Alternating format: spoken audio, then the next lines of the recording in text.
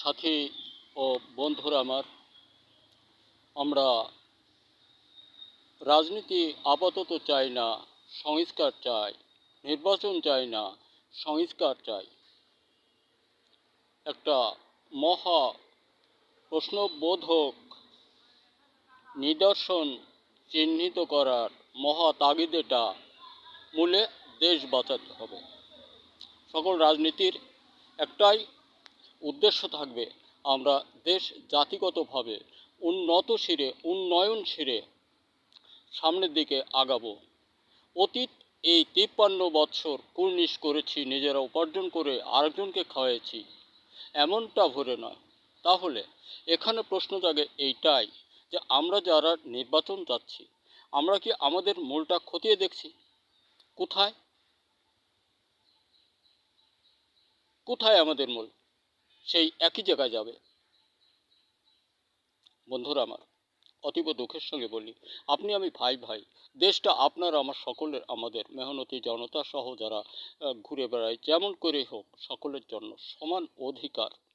তাহলে আসল বন্ধু সব স্বজনরা, আমরা সকলে নিজেদের ইজ্জত সম্মান সকল দিকে তাকিয়ে দেশটাকে যে হাতে আছে ডক্টর ইউনূস সাহেবকে দিয়ে অগ্রগতি বাড়াবার চেষ্টা করি। উন্নত শিরে প্রতিষ্ঠিত হওয়ার জন্য তাগিদ দেই, চেষ্টা পাই। দেখুন, বাস্তবেই অন্যায়টা বেশি দিন টেকে না। টিকলেও টিকতে দেওয়া না দেওয়ার নামই একটা রাজনীতি। এটার নাম স্বচ্ছ রাজনীতি। আমাদের দেশে এ পর্যন্ত বোধ করি কোটির কাছে লোক হত্যা, ওই টাইম থেকে আজকের দিন পর্যন্ত। আর কথা না বললে নয়, এই ভদ্রলোক যদি ওই সময় এই দেশে উন্নত শিরে না দাঁড়াতেন, তাহলে বোধ করি আরও কত কিছু হতো। আপনি আমি সে আরেকজন, কার মা স্ত্রী কন্যা কোথায় বসে কাঁদতো, কী হতো, এটাও ঠিক ছিল না। আমি ওইদিকে কিছু বলবো না। তাহলে আমরা এই স্বচ্ছ রাজনীতি এই দেশে ফিরে আনতে যে অবস্থায় আছি, এই অবস্থায় থাকি, তাহলে আমাদের আগামী দিনটা সুন্দরে ভরে কাটবে বলে আমার ধারণা আমি প্রকাশ করি। বারবারই বলি এ কথা। এটা কোনো কুন্দলের কথা না, দেশ জাতি মানুষকে ভালোবাসার কথা।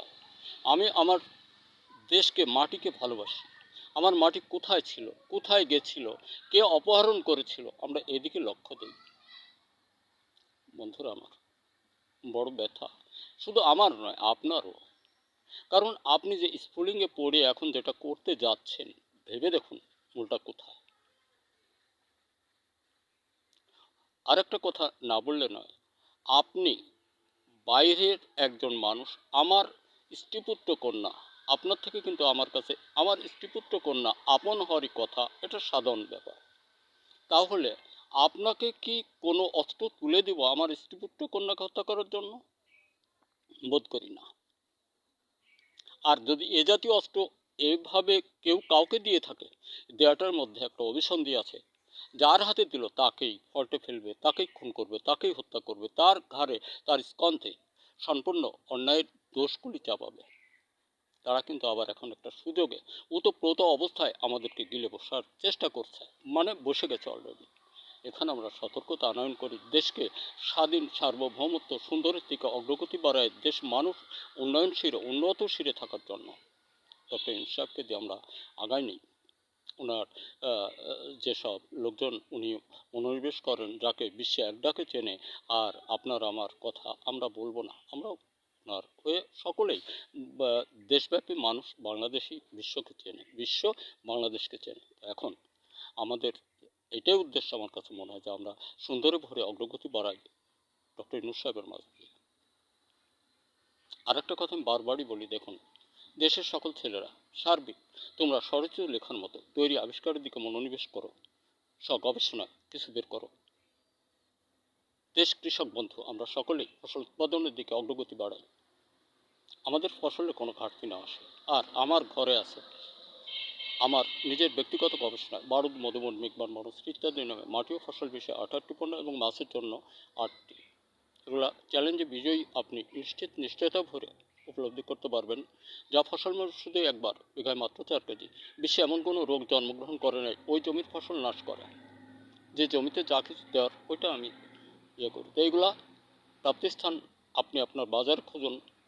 আলুদিয়া মৎস্য আড়ত বাজার, ইসলামিক ব্যাংক নিচতলায় আমি থাকি। একটা স্বাভাবিক কয়েক জোড়া জুতা স্যান্ডেল নিয়ে ওইখানে আমার এগুলো বিক্রি করি। ধন্যবাদ। দেখা হতে পারে আর একটা ভিডিওতে।